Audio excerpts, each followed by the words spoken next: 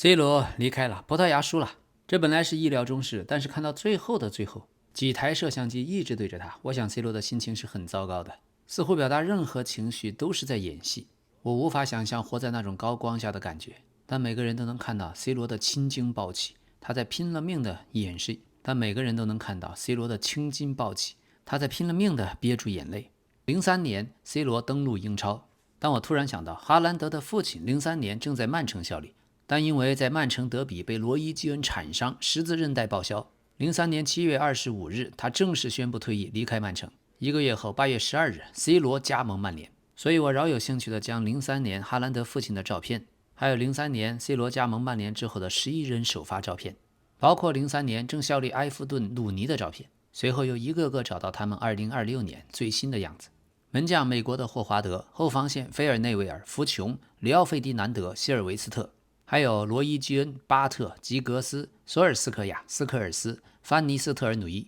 C 罗的第一场比赛就是英超首轮换下的巴特，那一场后面曼联还有迭戈·弗兰换下过吉格斯。当老 K 闲着无聊，一个个把03年在 C 罗身边，在 C 罗同时代在球场上驰骋的众星搜索了一遍他们当年的样子，再看了看2026年他们新的模样，我才意识到 C 罗的落幕也许意味着什么。老 K 足球新闻也许有它的意义。好，所以感谢大家的支持、点赞、分享、评论、热推，也感谢您的订阅。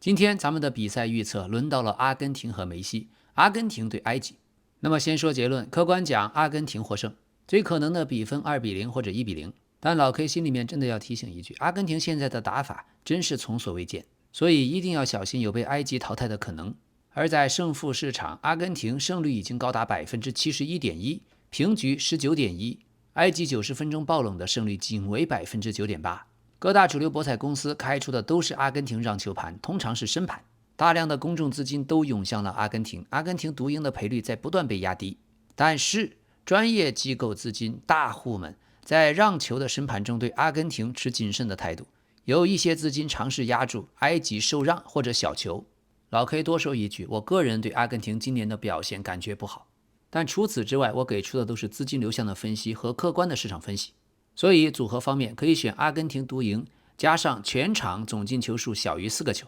风险更大一点，可以压比分2-0或者1-0。那么这一场咱们必须聊一下国际米兰队长阿根廷球员劳塔罗，他出生在阿根廷布兰卡港，这里是非常著名的篮球之乡。像 NBA 著名球星我非常喜欢的吉诺比利就是出生在这里。而小时候的劳塔罗篮球天赋极高，曾经和弟弟一起长期打篮球，一度打算专注向篮球方面发展，但到了15岁，他在曾经是职业足球运动员父亲的影响下，做出了终极选择，全面转向足球训练。而在正式加入竞技俱乐部之前，15岁的劳塔罗满心希望前往阿根廷豪门博卡青年进行试训，但去了之后当时的青训教练直接就将他淘汰，理由是速度达不到标准，技术也达不到标准。那一次打击非常沉重，劳塔罗一度心灰意冷，想要放弃足球，直到竞技队的球探发现了他，改变了他的命运。15岁他离开家乡，前往了阿维亚内达，这里是竞技俱乐部的所在地。但到了那里，劳塔罗面临了极其严重的心理问题，想家。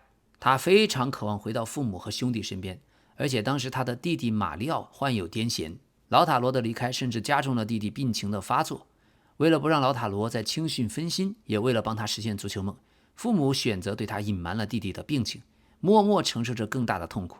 劳塔罗的母亲也因为太过思念他，每次吃饭的时候甚至会在餐桌上为他摆一个空盘子。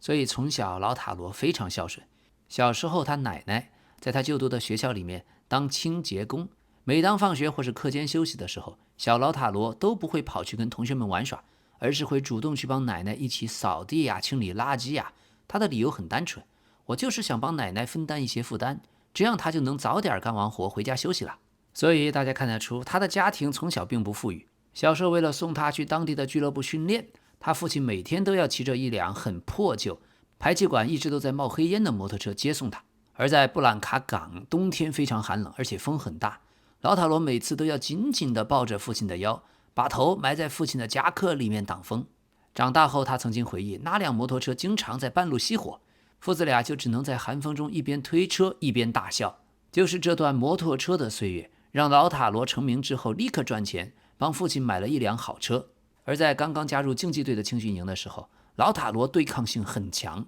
但是相较于同龄的球员，他的身材太单薄，于是为了让他快点长成一头公牛，是的，对了，咱们老塔罗一直都有个叫公牛的外号，因为他的球风充满了对抗性，长得也强壮。这个外号就是来自于他刚刚加入竞技青年队的初期，当时的队友们、教练们看见他在球场上不知疲倦，总是用胸膛和肩膀跟对手硬碰硬，就像一头横冲直撞的公牛。而且刚刚在竞技队的时候，他就开始使用双手交叉在胸前用标志性的动作来庆祝进球。这也正是配合了自己公牛的外号形象演变而来的。但在去竞技俱乐部之前，家里人都叫他奇迹或者叫小卷毛，所以青训营的营养师们为了让他快点长成一头真正的公牛给他制定了严格的饮食计划。要知道我们老塔罗非常讨厌吃水煮鸡蛋，但为了长壮，他每天雷打不动都要吃6个水煮蛋，以至于后来一看到蛋黄就想吐。有时候为了逃避吃蛋他曾经偷偷的将鸡蛋藏在训练服的口袋里面，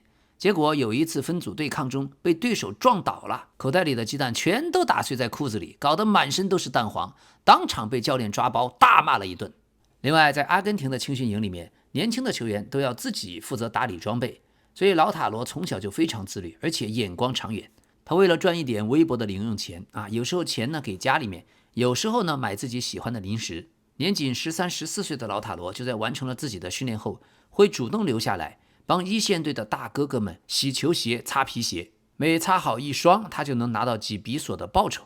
那些一线队的球员当时都叫他是个认真负责的小卷毛。谁也没想到，就是这个小男孩未来会成为意甲金靴和世界杯冠军。还有老塔罗从小有个很特别的习惯，他喜欢记日记、写战术笔记，这在普遍很随性的阿根廷年轻球员中非常罕见。在他15岁的时候，就在自己的秘密笔记本第1页写下了一行字：我叫老塔罗马丁内斯，我未来的目标是进入阿根廷国家队，并且和梅西一起踢球。不仅如此，每次比赛前，他甚至在笔记本上要预测自己隔天会进几个球，如果成真了，他就会在旁边画一个笑脸。这个笔记本到今天都被他的母亲妥善地收藏在家乡的保险箱里面。2015年10月31日，18岁的老塔罗在阿根廷竞技队迎来了职业生涯一线队的首秀，而他当时替补登场换下的正是阿根廷足坛传奇人物，绰号大米的迪亚哥·米利托。是的，就是咱们国际米兰拿到3冠王的前锋米利托。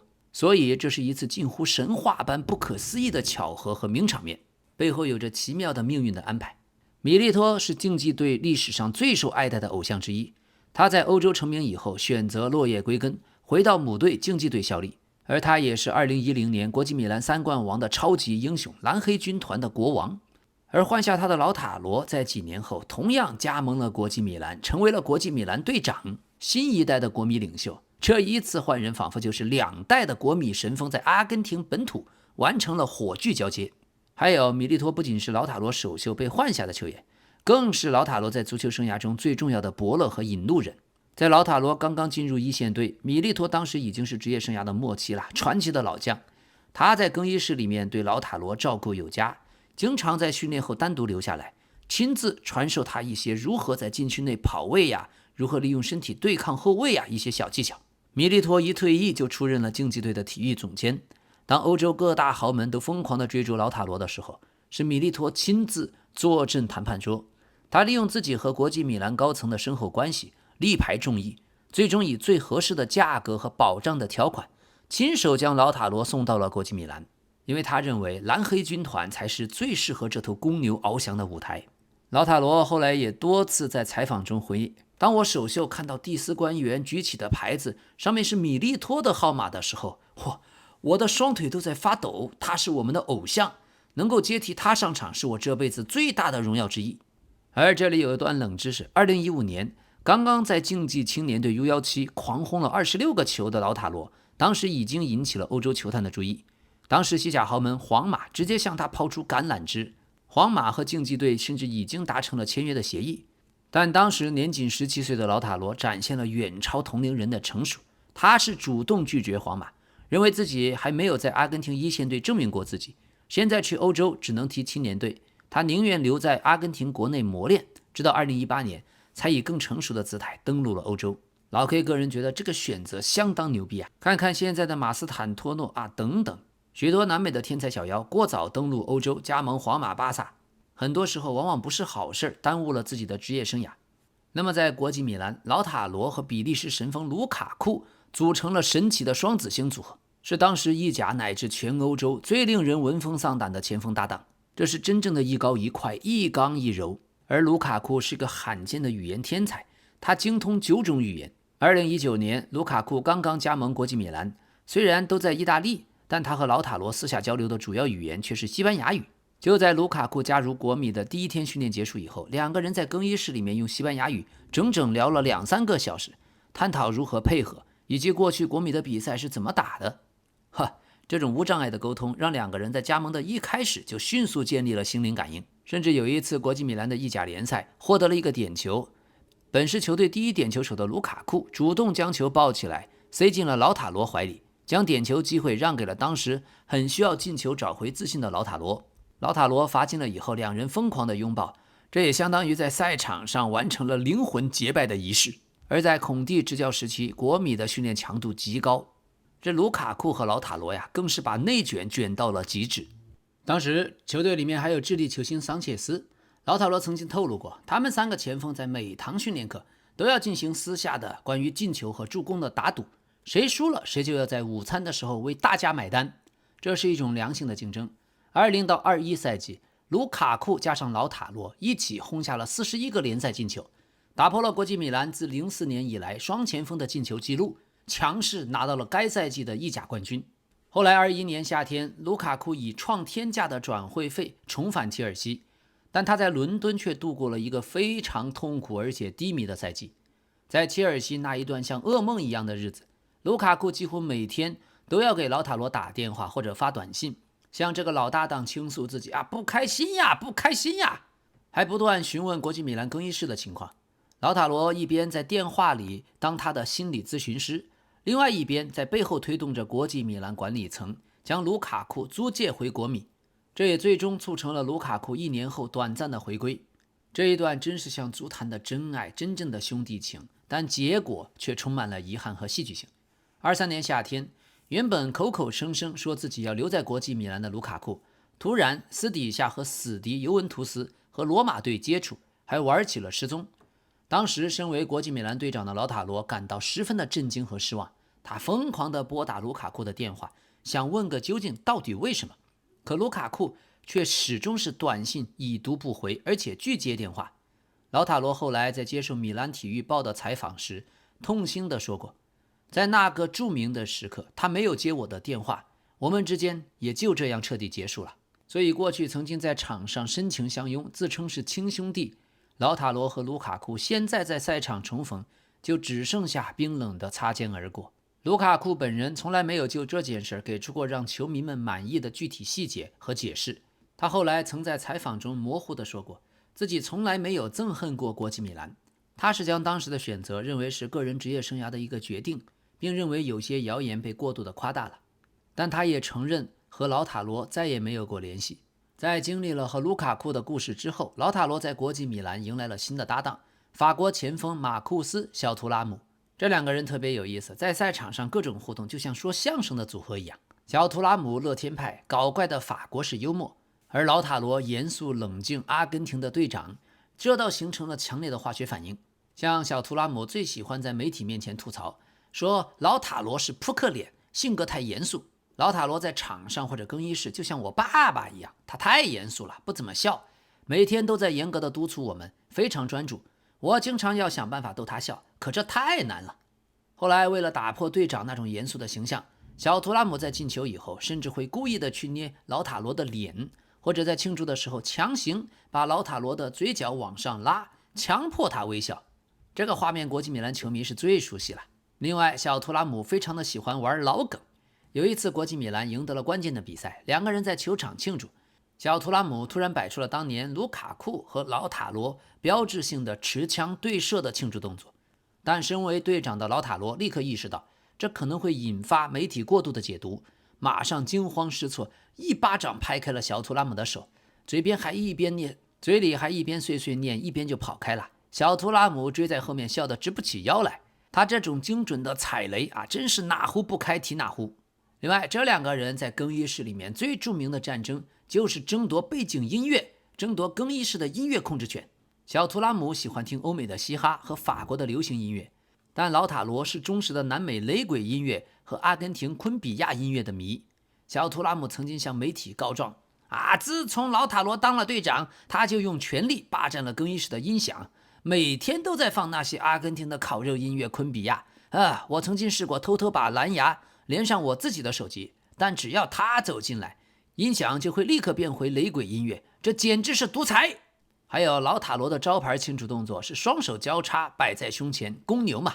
小图拉姆进球后喜欢做闭眼睛冥想或者手指太阳穴的动作。24年在一场大胜的比赛，小图拉姆进球后竟然率先做出了老塔罗交叉双手的公牛姿势。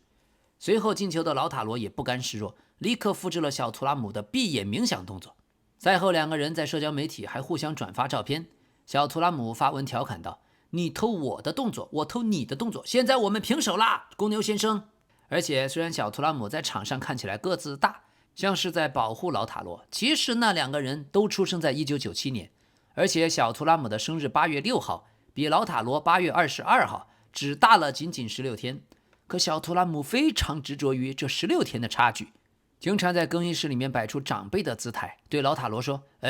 听着，我比你大，你得尊重哥哥。老塔罗每次听到这种话，只能无奈地给他翻一个大白眼儿。另外，在阿根廷国家队特别讲究团队的凝聚力，特别讲究烤肉外交。老塔罗是队里面公认的烤肉狂热分子，也是音乐总监。阿根廷国家队的技术分析师曾经有过名言：一场烤肉聚会效果胜过20次的战术录像分析会。而老塔罗对阿根廷的传统烤肉是偏执呀，极其的偏执。像国家队的烤肉宴会一般是由随队的主厨和工作人员掌勺，但老塔罗跟门将大马丁也就是大马丁内斯，这两个都是马丁内斯，也是最喜欢在烤炉边越拳插手的球员。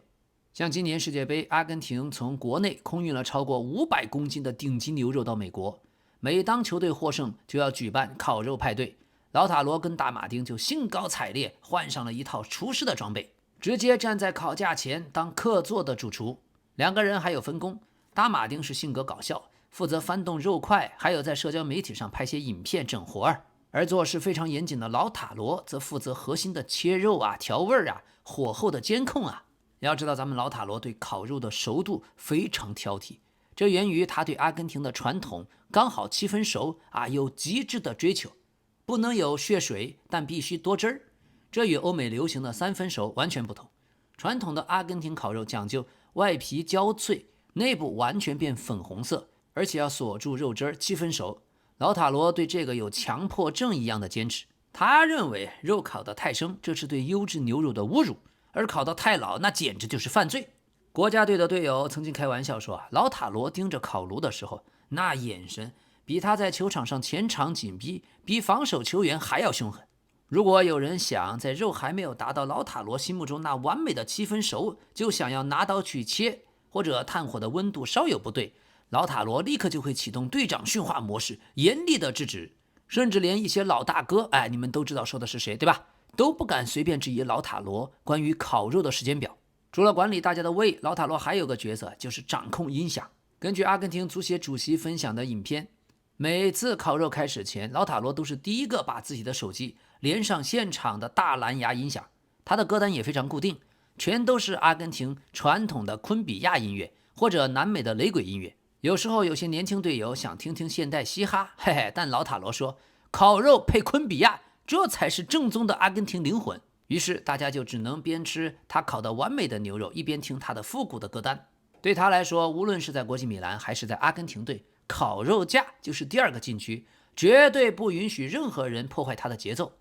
而阿根廷国家队为了在世界杯期间维持这份对烤肉的信仰无论是4年前的卡塔尔，还是这一次北美世界杯，那阿根廷国家队付出的物流成本、时间成本还有外交代价，堪称是军事级别的跨国运输行动。但这也有用，对教练团队和医疗团队来说，这能够避免球员水土不服，能够维持代谢的稳定，也能凝聚球队的士气。所以为了让老塔罗、梅西还有大家都能吃到最正宗的家乡味儿，阿根廷足协直接就变成了顶级的生鲜物流商。而22年卡塔尔世界杯，阿根廷直接从国内空运了高达2630公斤的顶级阿根廷牛肉前往多哈。这一次北美世界杯，大本营设在堪萨斯城，由于美国进口食品的法规非常严苛，经过了几个月反复的协调，阿根廷最终成功将超过500公斤的顶级安格斯牛肉运到了美国基地。这里面有老塔罗最爱的软肋 short ribs、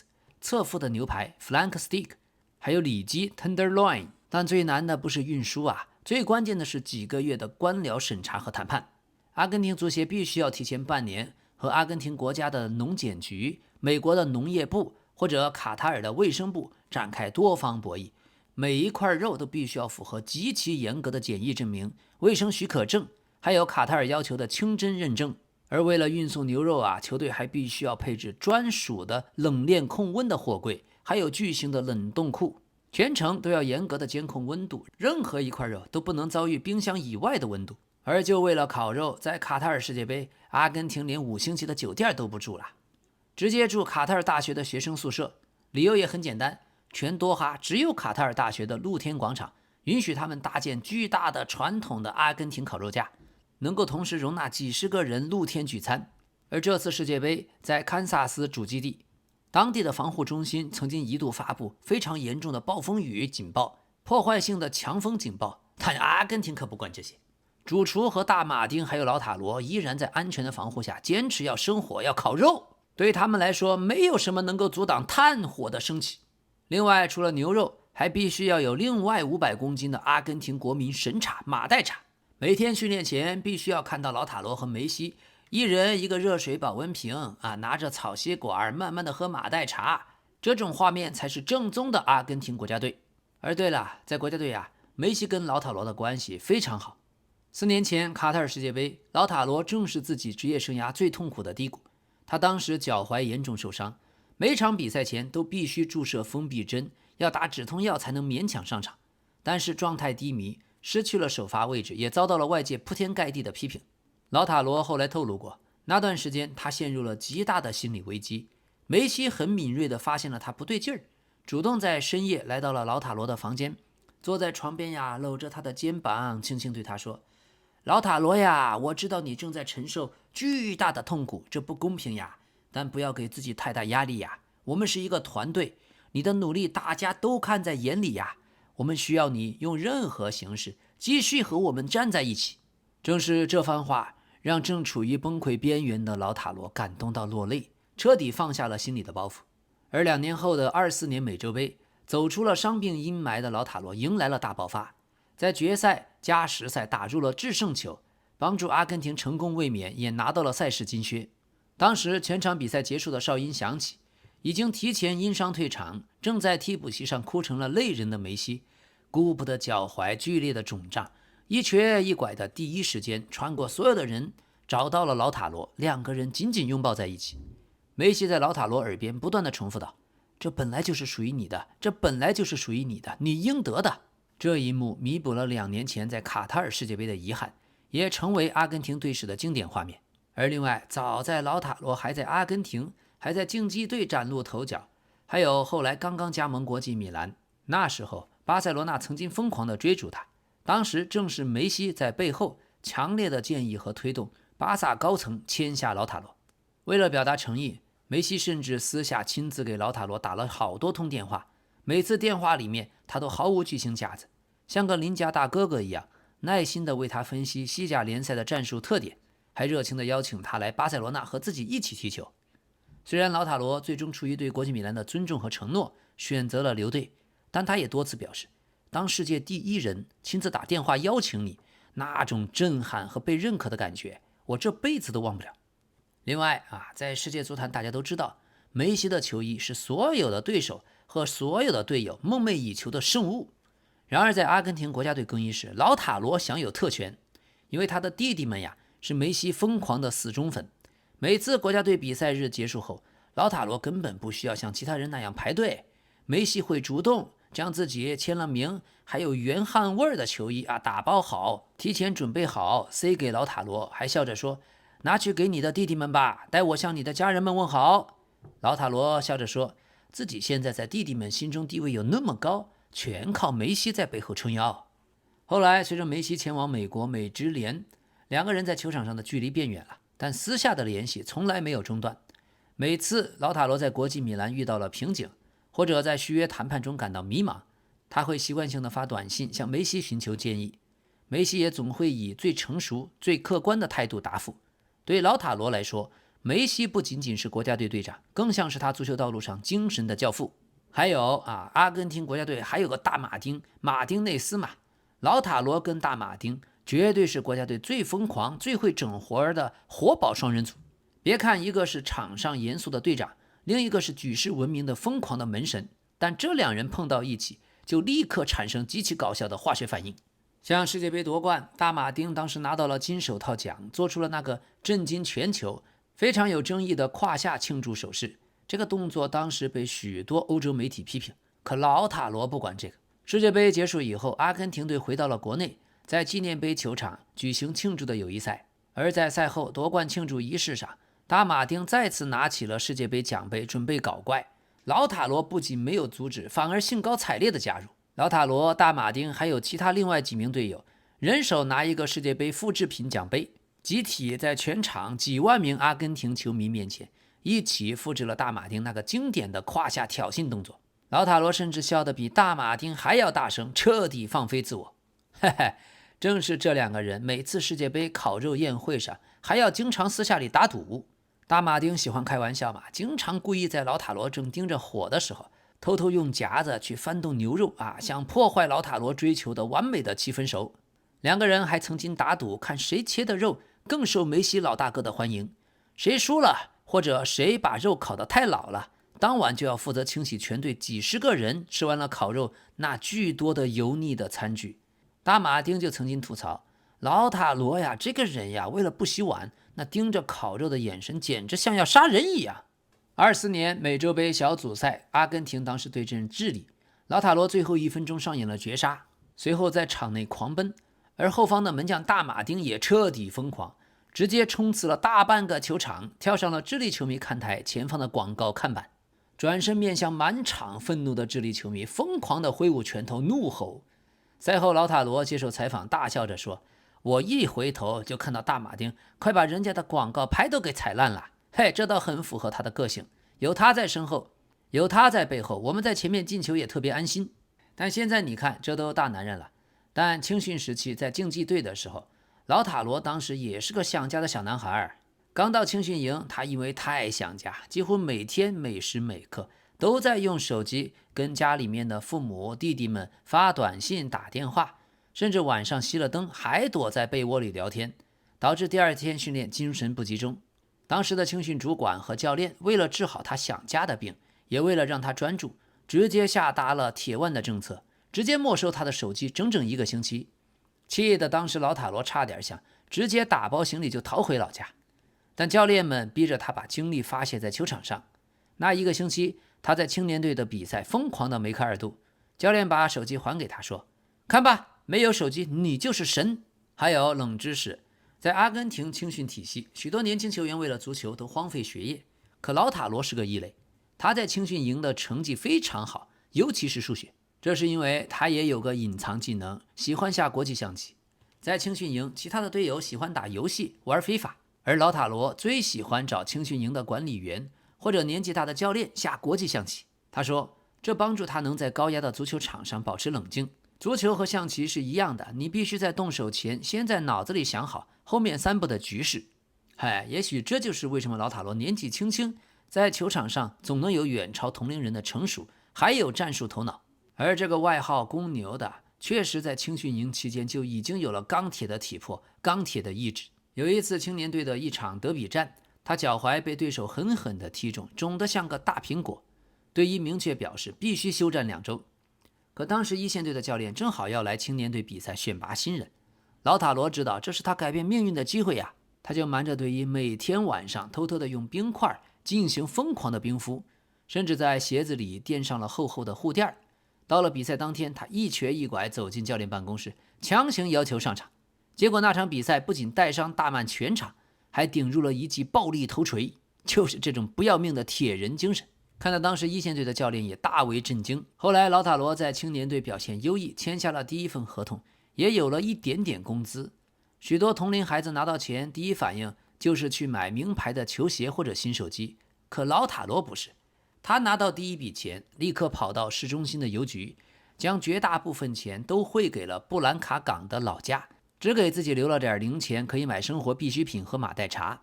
他打电话给妈妈说，妈妈，我有工资了，以后弟弟的医药费和家里的开销我可以帮助了。所以这确实是个有责任心有担当的男人。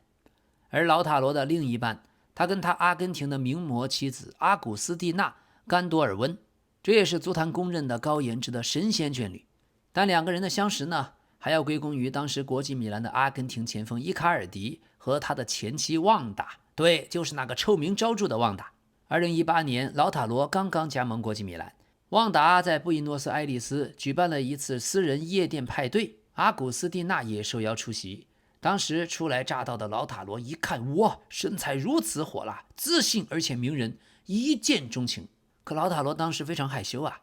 他是靠着朋友们在旁边疯狂的推波助澜，才终于鼓起勇气走了过去，用非常笨拙的开场白要到了阿古斯蒂娜的 WhatsApp 账号，这才开启了这段缘分。而刚刚开始交往，阿古斯蒂娜在阿根廷有自己很成功的模特事业，并且正在大学攻读企业管理。有一次他买了张机票飞到了米兰，原本计划只去探望一下老塔罗，度假10天。但是当10天假期结束以后，阿古斯蒂娜打包好了行李，准备去机场，老塔罗却突然像个孩子一样紧紧地抱住他的行李箱，深情地恳求他留下来吧。阿古斯蒂娜被真诚打动，当场决定退掉机票，直接定居米兰。他后来曾经调侃，我连期末考试和阿根廷的衣服都不要了，我就这样被这头公牛绑架了。而定居米兰以后，阿古斯蒂娜并没有只当一个全职太太，她很有商业头脑，在米兰市中心开了一家高端的阿根廷高级餐厅，名字叫勇气。餐厅一开，很快成为国际米兰球员和米兰名流的聚集地。有意思的是，老塔罗虽然是国米队长，还是千万富翁，但每次带队友去自己的餐厅吃饭，阿古斯蒂娜都坚持要老塔罗照样掏信用卡买单，并且开玩笑说，公私分明嘛，球队的钱是球队的，餐厅的营收是我自己的。老塔罗每次就只能乖乖刷卡，还一边向队友吐槽，哎呀，自己在家里面根本没有发言权。